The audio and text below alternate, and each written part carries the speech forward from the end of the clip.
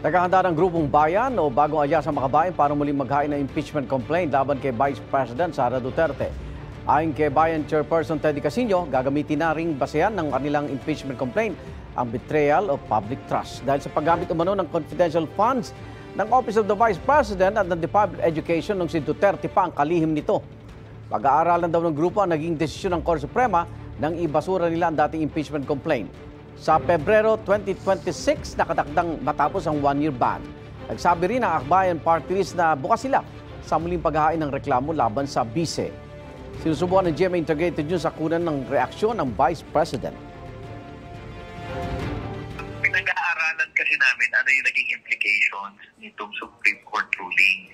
As you know, maraming dinagdag na mga conditions ang Supreme Court. Most likely, magpa-file po tayo ng impeachment ulit. Kasi bitin yung nangyari, hindi natuloy sa trial.